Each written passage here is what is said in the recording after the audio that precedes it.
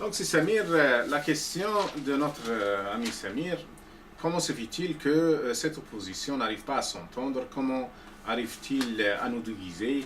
Et surtout, comment se fait-il que on est éparpillé, on est parfois même on a une animosité entre opposants qui n'est pas justifiée ni justifiable.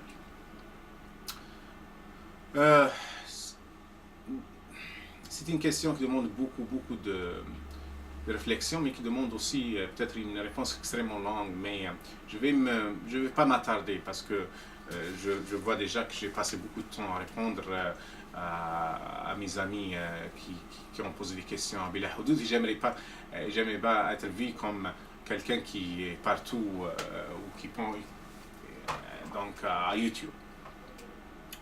Juste pour dire, en fait, le régime algérien a bien appris la leçon de ses maîtres, de ses anciens maîtres. D'ailleurs, ce régime est issu du néocolonialisme, est issu de l'ancien ordre colonial. Beaucoup de ses acteurs principaux étaient sous-officiers, ou officiers même, soit dans l'armée, mais aussi dans l'administration. Et donc, ils ont pris ou ils ont emprunté cette mentalité de colonialisme et qui a toujours traité les Algériens comme étant, dans les meilleurs des cas, des citoyens de deuxième zone, pour ne pas dire carrément des indigènes qui n'ont aucun droit. Cette mentalité a toujours donc été accompagnée ou a été appliquée par les barons du régime, par les grands mafiosés du régime. La mentalité de maître et de serviteur, pour ne pas dire de négro ou de nègre envers les Algériens. D'ailleurs, les écrits de Frantz Fanon dans ce sens sont d'une extrême pertinence, ils sont extrêmement importants. Je conseille ceux qui ont le temps de lire les écrits de notre ami, Allah yarhamou, les amis des Algériens, Frantz Fanon. Mais pour revenir à la question, donc, il y a cet mécanisme, le régime algérien, le pouvoir algérien a toujours utilisé la politique de l'atomisation. Donc, l'atomisation, il fait everywhere, il casse everywhere. Parce qu'il sait bien que le peuple veut changer ce régime. Et donc, puisque le peuple veut changer ce régime, c'est lui qui va changer le peuple, ou qu'il essaye de changer ce peuple. Il crée le clivage entre islamistes, nationalistes, républicains, laïcos. Et c'est le clivage même entre arabes et kabyles, chaoui, tergui, mzabi, et akhiré. Il crée des clivages entre francophones et arabophones, il crée des clivages entre nord et sud, il crée des clivages partout. Partout, il y a ces clivages, c'est sa politique de destruction, sa politique d'atomisation pour qu'il puisse paraître comme étant le garant de certaines unités ou le garant au moins de l'État algérien. Parce que après nous c'est le Dilige, maintenant après nous c'est le Dilige ou le Taliban. Et souvent on entend parler que c'est après le régime algérien, c'est les intégristes peut-être. Ce régime, bien sûr, qui nous a dit que parmi les explications du coup d'État de 92, parce qu'il avait peur que les islamistes des fils qui ont gagné les élections vont peut-être changer la constitution pour se pérenniser au pouvoir, ce régime lui-même, maintenant, son objectif ultime, il a été toujours comme ça, son objectif ultime est se pérenniser au pouvoir, garder le pouvoir. La mentalité de la chasse, garder le pouvoir pour les barons du régime et par la suite pour leurs descendants, pour leurs progénitures. Et donc la mécanique, c'est comment détruire toute entente entre les Algériens et surtout entre cette élite algérienne qui peut-être, ou qui en fait le dit clairement, veut changer le régime et donc on crée et on a les moyens. On a Chourouk, on a Nahar Online, on a Nahar Al-Jadid, on a Liberté, on a le Soir d'Algérie et autres. Il y a toute une liste de certains presse aux ordres. Et donc il y a la presse aux ordres, il y a la rumeur, il y a parfois même le discours officiel. On se rappelle en 2000-2001 comment le mouvement à Arouche et le mouvement dans la région de Kabylie, comment il a été diabolisé. Avant ça, c'était les islamistes qui étaient diabolisés. Et les années 80 aussi, c'était des Kabyles qui ont été diabolisés. C'est la diabolisation. La diabolisation par une propagande galopante, par une propagande dévastatrice, par une propagande qui veut que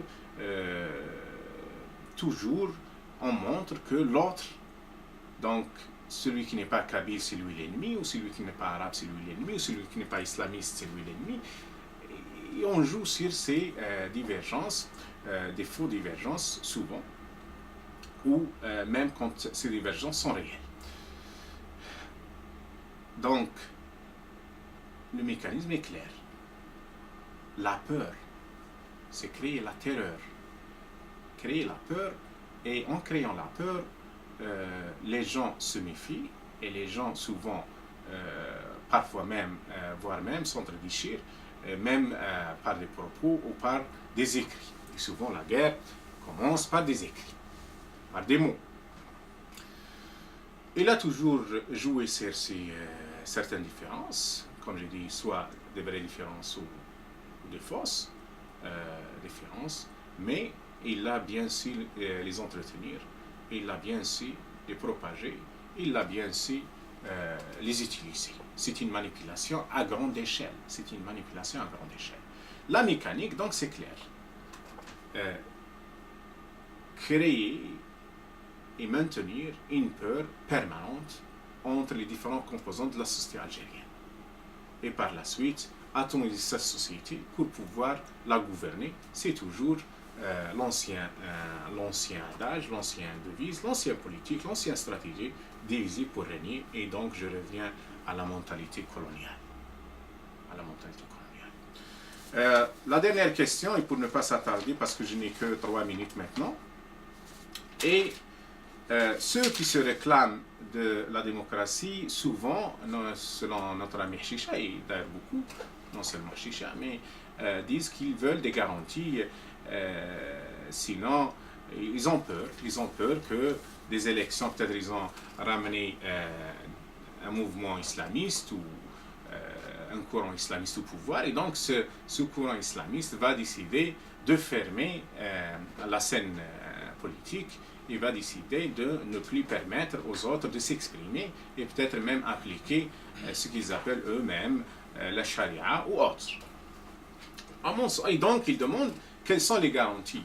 Bon, nous, encore une fois, je le répète, à Rachid, on n'est pas islamiste, on n'est pas nationaliste, on n'est pas laïque, on n'est pas républicain, on est des musulmans algériens qui veulent bien changer ce régime et le changer radicalement. D'ailleurs, notre présence à Genève était dans ce sens. Et permettez-moi de vous lire juste quelques passages très très vite, parce qu'on n'a pas le temps, sur la charte de Rachid, et qui, j'aimerais bien que nos amis de la tendance démocratique ou laïque, et même d'autres tendances, au moins lisent quelque part ou quelques paragraphes pour pouvoir avoir une idée de ce qu'on pense et de ce qu'on dit.